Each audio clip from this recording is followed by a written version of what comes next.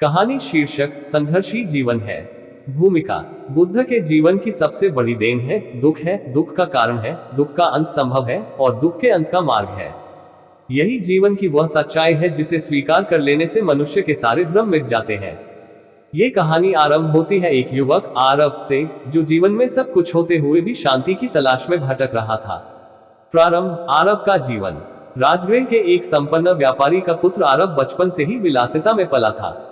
महल में उसका जीवन किसी राजकुमार से कम न था, लेकिन जैसे जैसे वह बड़ा हुआ, उसके मन में एक अजीब सी बेचैनी घर करने लगी। सोने के बिस्तर पर सोते हुए भी उसे नींद नहीं आती थी। संगीत, नृत्य, भोजन सब कुछ होते हुए भी उसे लगने लगा था कि उसका जीवन अधूरा है। एक दिन वह अपने पिता से पूछ बैठा, पिताजी, क्या कभी आपको लगता है कि जीवन का कोई और भी अर्थ है जो हम देख नहीं पा रहे? पिता मुस्कुराए, जीवन व्यापार की तरह है बेटा, लाभ हो तो प्रसन्न रहो, हानि हो तो सबक लो। और क्या चाहिए? लेकिन आरव संतुष्ट नहीं था। वह उस सत्य की खोज में निकल पड़ा जो शायद बुद्ध के शब्दों में मिल सकता था। बुद्ध से प्रथम भेंट। वाराणसी के समीप एक वन में बुद्ध अपने शिष्यों को उपदेश दे रहे थे। आरव वहां पहुंचा और उन्हें ध्यान की अवस्था में देखा। न कोई आडंबर, न कोई शोर, केवल मौन, केवल शांति। ध्यान समाप्त होने पर बुद्ध की दृष्टि आरव पर पड़ी। आरव ने झुककर प्रणाम किया। भंते, मैं शांति की खोज में आया हूँ, लेकिन मुझे कुछ भी समझ नहीं आता। मेरे पास सब कुछ है पर आत्मा व्याकुल है। बुद्ध मुस्कुराए और बोले, शांति की खोज उसी दिन प्रारंभ होती है जब व्यक्ति को अपने पास सब कुछ होते हुए भी लगता है कि कुछ नहीं है। ये तुम्हारी यात्रा का आरंभ है आरव। अब चलो, सत्य की राह पर पहला कदम रखो। संघर्ष का आरंभ। आरव ने बुद्ध से विनती की कि वह संघ में शामिल होना चाहता है। बुद्ध ने मना नहीं किया, लेकिन उन्होंने स्पष्ट कहा, यह पथ सरल नहीं है। ये जीवन का त्याग नहीं, बल्कि जीवन के असली अर्थ की खोज है।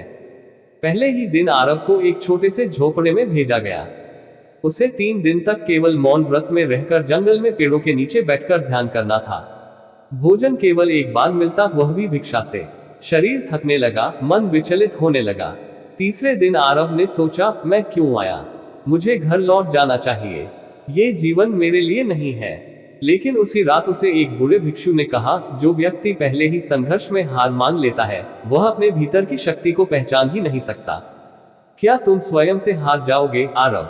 ये शब्द आरव के भीतर कहीं गूंजने लगे, और यहीं से उसका असली संघर्ष आरंभ हुआ। बुद्ध के उपदेश और जीवन के रंग। धीरे धीरे आरव ने बुद्ध के 4 आर्य सत्य को समझना प्रारंभ किया। 1. दुख है, जीवन में जन्म, रोग, बुढ़ापा और मृत्यु, ये सब दुख है। 2. दुख का कारण तृष्णा है, इच्छाओं की अग्नि ही सारे दुखों की जड़ है। 3. दुख का निवारण संभव है, तृष्णा का अंत ही दुख का अंत है। 4. अष्टांगिक मार्ग दुख के अंत का उपाय है, सम्यक दृष्टि, सम्यक संकल्प, सम्यक वाणी, सम्यक कर्म, सम्यक आजीविका, सम्यक प्रयास, सम्यक स्मृति और सम्यक समाधि। आरव ने अनुभव किया कि संघर्ष का अर्थ केवल बाहरी कठिनाइयों से नहीं, बल्कि अपने भीतर की अशांति, अहंकार और लालसा से लड़ना है। आत्मिक संघर्ष और मोक्ष की ओर बढ़ते कदम। एक दिन बुद्ध ने एक कथा सुनाई। एक व्यक्ति नदी पार करना चाहता था। उसके पास कोई नाव नहीं थी। उसने लकड़ियां जोड़कर एक बेड़ा बनाया और कठिन परिश्रम से नदी पार की। किनारे पहुंचकर क्या वह उस बेड़े को सिर पर उठाकर चलता रहेगा? नहीं, जिस साधन ने उसे पार पहुंचाया, उसे वहीं छोड़ना होगा। ये कथा आरव के हृदय में उतर गई। उसने सोचा, जिस जीवन ने मुझे यहां तक पहुंचाया, अब मुझे उसे भी त्याग देना होगा।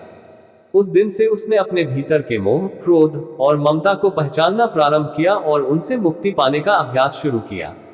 परीक्षा की घड़ी। एक दिन समाचार मिला कि उसके पिता गंभीर रूप से बीमार है। संघ के नियम अनुसार वह अपने पूर्व जीवन से संबंध नहीं रख सकता था, लेकिन उसके मन में द्वंद्व पैदा हो गया। बुद्ध के पास जाकर उसने कहा, भंते, क्या मैं अपने पिता से अंतिम बार मिल सकता हूँ? बुद्ध बोले, क्या तुम ये निर्णय मोह में ले रहे हो या करुणा में? आरव मौन हो गया। बुद्ध ने आगे कहा, यदि तुम्हारा हृदय करुणा से प्रेरित है तो जाओ, लेकिन यदि ये तुम्हारी तृष्णा है तो तुम फिर वही लौट जाओगे जहां से चले थे। आरव समझ गया। वह अपने पिता के पास गया, लेकिन अब वह एक परिवर्तित आत्मा था, शांत, सरल और प्रेम से भरा हुआ। उसने अपने पिता को केवल प्रेम दिया, न कोई अधिकार, न कोई अपेक्षा।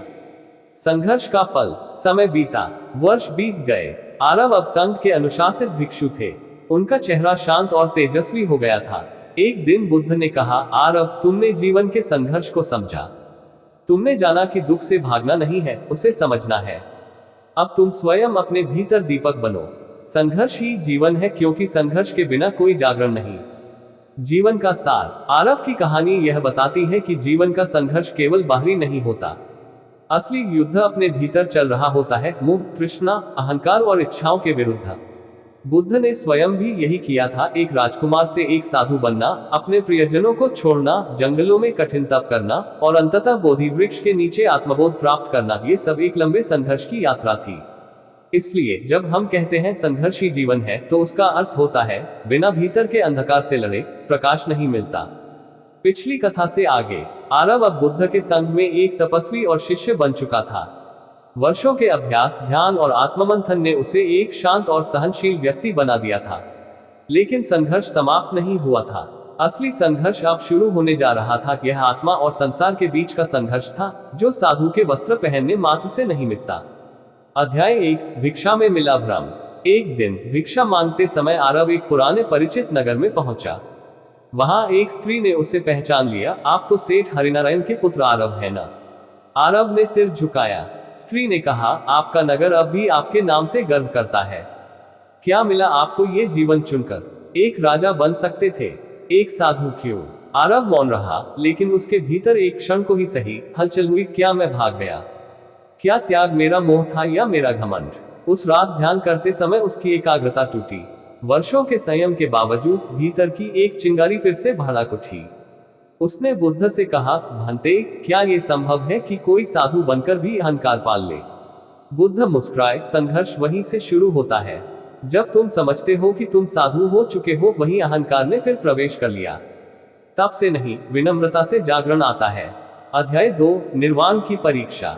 संघ में एक नया भिक्षु आया। उसका नाम था महेश। वह अत्यंत तीव्र बुद्धि का था, लेकिन अहंकारी। वह बार बार आरव की निष्ठा पर प्रश्न करता। तुम्हारा त्याग दिखावा है, तुम्हारा चेहरा संत है, पर मन व्यापारी का है, महेश ने एक दिन कहा। आरव क्रोधित हो उठा। वर्षों में पहली बार उसके चेहरे पर आवेश दिखाई दिया, लेकिन वह शांत हो गया और उत्तर दिया, यदि यह सत्य है तो मैं स्वयं से युद्ध करूंगा। यदि असत्य है तो तुम्हारे शब्द मेरे मन को न छू सकेंगे। बुद्ध ने दूर से ये देखा और कहा, जिस दिन शत्रु के शब्द भी तुम्हारे भीतर हलचल न करे, उस दिन समझना तुमने अपने चित्त को जीत लिया है। अध्याय 3, भूतकाल की परछाई। आरव एक दिन एक पुराने मठ में भिक्षा लेने गया, जहां उसे उसकी पूर्व प्रेमिका सुरभि मिली। वह अब एक विधवा थी और अपने पुत्र के साथ रहती थी। सुरभि ने कहा, मैं जानती हूं तुम कौन हो, पर क्या तुम मुझे भूल सके? आरव की आंखें नम हो गईं, लेकिन उसने कहा, मैंने तुम्हें त्यागा नहीं, केवल मोह का मार्ग छोड़ा था। तुम्हारी स्मृति अब भी है, पर वह बंधन नहीं, करुणा है। सुरभि बोली, क्या करुणा में प्रेम नहीं होता? प्रेम जो बांधे वह मोह है, प्रेम जो मुक्त करे वही करुणा है, आरव ने उत्तर दिया। अध्याय 4, भीतर की मृत्यु और पुनर्जन्म। उस रात आरव ने बोधि वृक्ष के नीचे ध्यान लगाया। वह जानता था अब भी उसके भीतर तृष्णा जीवित है। वह संसार को छोड़ चुका है, लेकिन स्मृतियों का मोह शेष है। पूरी रात उसने ध्यान किया, न शरीर की सुध, न समय का बोध। और तब एक प्रकाश उसके भीतर फूटा, जैसे कोई पर्दा हट गया हो। उसने पहली बार अनित्य को अनुभव किया। सब कुछ बदलता है, हर क्षण। उसी क्षण आरव ने बुद्ध के चरणों में जाकर कहा, भंते, अब मैं जानता हूं, संघर्ष का अर्थ जीवन से भागना नहीं, बल्कि हर क्षण को जागरूक होकर जीना है। बुद्ध मुस्कुराए, तुम अब तैयार हो आरव। तुमने तृष्णा को नहीं मारा, उसे समझा है। यही निर्वाण की राह है। अध्याय 5, आरव बनता है दीप। समय बीत गया। बुद्ध वृद्ध हो चले थे। एक दिन उन्होंने अपने शिष्यों से कहा, मैं अब शरीर छोड़ने की ओर हूं, पर तुम सब अपने भीतर दीपक बनो। किसी बाहरी आलोक की प्रतीक्षा मत करो। उन्होंने आरव को बुलाया और कहा, तुम अब दूसरों को संघर्ष का अर्थ समझाओ। जैसे मैंने तुम्हें राह दिखाए, अब तुम दूसरों के लिए वह दीप बनो। आरव मौन रहा, फिर धीरे से बोला, भंते, आपसे बड़ा दीप कोई नहीं। बुद्ध बोले, हर दीप की लौ एक सी होती है। मैं भी वही हूं जो तुम हो, केवल जाग गया हूं, तुम जाग रहे हो। अध्याय 6, अनागारिक की शंका। आरव अब एक विहार में रहते थे, जहां उनके पास अनेक शिष्य थे। उन्हीं में एक युवक था अनागारिक, जो बहुत तेजस्वी लेकिन उतना ही संशयशील था। एक दिन वह आरव से बोला, गुरुदेव, आप कहते हैं कि तृष्णा ही दुख का मूल है, पर क्या ज्ञान की तृष्णा भी छोड़नी चाहिए? आरव मुस्कुराए, जो जलने के लिए तड़पे वह दीपक बनता है, लेकिन जो स्वयं को अग्नि समझ बैठे वह स्वयं को ही जला लेता है। ज्ञान प्राप्त करने की इच्छा नहीं, ज्ञान से एक हो जाने की तैयारी रखो। अनागारिक चुप हो गया। उसके भीतर कुछ हिला, पर पूरी तरह टूटा नहीं। संघर्ष अभी बाकी था। अध्याय 7, रात्रि का तूफान। एक दिन जब सभी भिक्षु ध्यान में लीन थे, बाहर तेज तूफान आया। वृक्ष टूटने लगे, झोपड़ियां उड़ने लगी। भिक्षु भयभीत होकर इधर उधर भागने लगे। सिर्फ अनागारिक ध्यान में बैठा रहा। तूफान की गर्जना के बीच वह बैठा रहा तब तक जब तक पूरा विहार शांति में न डूब गया। बाद में आरव ने उससे पूछा, क्या तुम्हें डर नहीं लगा? अनागारिक बोला, डर तो था गुरुदेव, लेकिन आपने एक दिन कहा था, जब भीतर का तूफान शांत हो जाए, बाहर का कोई तूफान तुम्हें हिला नहीं सकता। आज मैंने इसे जी कर देखा। आरव की आंखें भर आई। दीप जल चुका था। अध्याय 8, मोह की अंतिम परीक्षा। कुछ माह बाद अनागारिक को समाचार मिला कि उसकी माता मृत्युशैया पर है। वह भागकर घर पहुंचा। उसकी माता ने करुणा से उसका हाथ पकड़ा और कहा, मुझे तुझसे कुछ नहीं चाहिए, बस इतना कि तू एक दिन इस घर लौट आए। अनागारिक का मन डगमगाने लगा। क्या वह अपनी माता को यह अंतिम सुख नहीं दे सकता? उसने आरव को पत्र लिखा, ग्रेटर देन गुरुदेव, क्या करुणा और मोह के बीच कोई विभाजन संभव है? आरव ने उत्तर दिया, ग्रेटर देन करुणा वह है जो देना जानती है, मोह वह है जो केवल पाना चाहता है। यदि तुम्हारा लौटना किसी को बांधने के लिए है तो वह मोह है, यदि लौटना उसे मुक्त करने के लिए है तो वह करुणा है। अनागारिक ने माता को गले लगाया और कहा, माँ, मैं तुम्हारे पुत्र के रूप में जन्मा था, लेकिन अब तुम्हारे दुख का अंत करने आया हूँ। मैं रहूं न रहूं, तुम्हारे मन का दुख अब मैं हर लेता हूँ। माँ की आंखों से अश्रु बहे और उसी रात उसकी शांत मृत्यु हो गई। अध्याय 9, नया दीपक। वर्षों बाद अनागारिक स्वयं एक उपदेशक बन चुका था। अब वह नगर नगर, ग्राम ग्राम जाकर लोगों को सिखाता था कि ग्रेटर देन संघर्ष बाहर नहीं, भीतर है। जीवन हर क्षण तुम्हें दो राहों पर खड़ा करता है, एक जो तुम्हारी इच्छाओं को तृप्त करे और एक जो तुम्हें मुक्त करे। एक दिन एक युवक उसके पास आया, उदास और टूटा हुआ। वह बोला, मैं जीवन से थक गया हूँ, मेरे पास कोई कारण नहीं बचा जीने का। अनागारिक ने उसे केवल एक बात कही, ग्रेटर देन तुम्हारा जीवन तुम्हारा नहीं, यह उस दीपक का उत्तर है जिसे तुम अब तक बुझा चुके हो। चलो उसे फिर से जलाते हैं। जीवन का अर्थ पाना नहीं, बनाना होता है। वह युवक धीरे धीरे उसकी छत्रछाया में एक नया भिक्षु बना, नवदीप। और इसी तरह संघर्ष की परंपरा चलती रही। अध्याय 10, आरव का महापरिनिर्वाण। एक दिन आरव ने अपने शिष्यों को बुलाया और कहा, ग्रेटर देन, अब मेरी देह थक चुकी है, लेकिन मैं नहीं जा रहा, मैं तुम सब में हूँ। जिस दिन तुम किसी के भीतर आशा जगा सकोगे, उस दिन समझना मैं वही हूँ।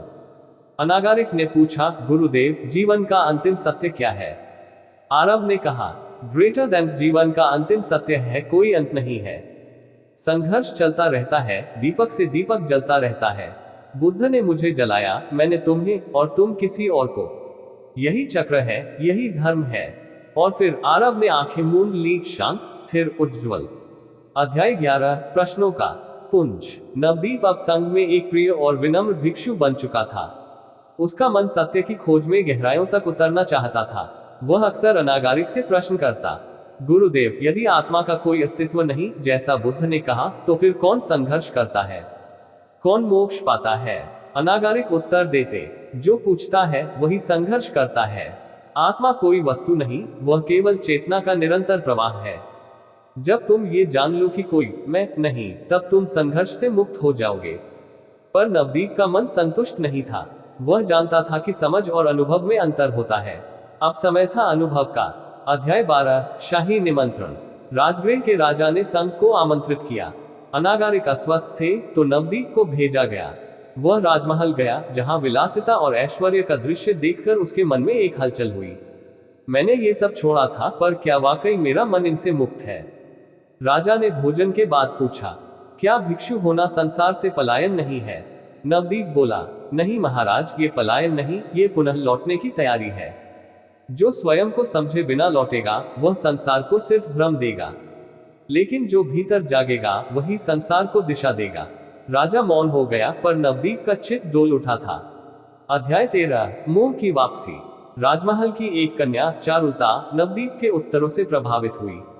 वह प्रतिदिन उससे धर्म की बातें करने आई।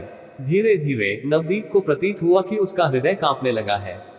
एक दिन चारुलता ने कहा, क्या आप सदा के लिए सन्यासी रहेंगे? क्या आपके भीतर प्रेम के लिए कोई स्थान नहीं? नवदीप मौन हो गया। रात को वह अनागारिक के पास लौटा और कहा, गुरुदेव, मैं डगमगाने लगा हूँ। अनागारिक ने केवल एक बात कही, संघर्ष से भागो मत, उसी में तुम्हारा उत्तर है। अध्याय 14, आत्मा की आग में जलना। नवदीप ने अगले दिन एकांत साधना का संकल्प लिया। 7 दिन 7 रातें बिना भोजन बिना निद्रा, केवल ध्यान और आत्मावलोकन। वह अपने भीतर के सारे द्वंद्व देखता गया, आकर्षण, भय, अभिमान, असुरक्षा।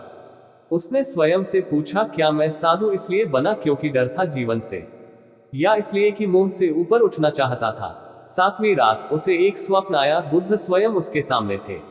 उन्होंने कहा, ग्रेटर देन नवदीप, तुम दीपक बनना चाहते हो, पर पहले तुम्हें जलना होगा।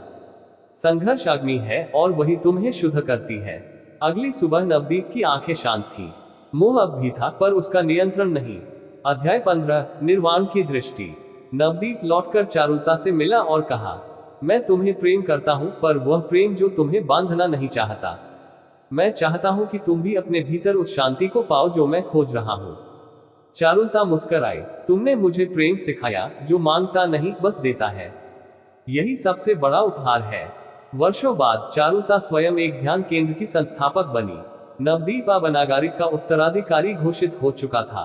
उपसंहार, युगों की कथा। नवदीप ने कहा, ग्रेटर देन संघर्ष जीवन का आरंभ है, जागरण उसका शिखर। हर पीढ़ी को अपनी अग्नि परीक्षा देनी होती है और उसी में वह तपकर दीपक बनती है। दीप जलता रहे, यही सबसे बड़ा धर्म है। गौतम बुद्ध ने जो दीपक जलाया था, वह आरव, अनागारिक और अब नवदीप के माध्यम से अनगिनत हृदयों में रोशनी करता रहा।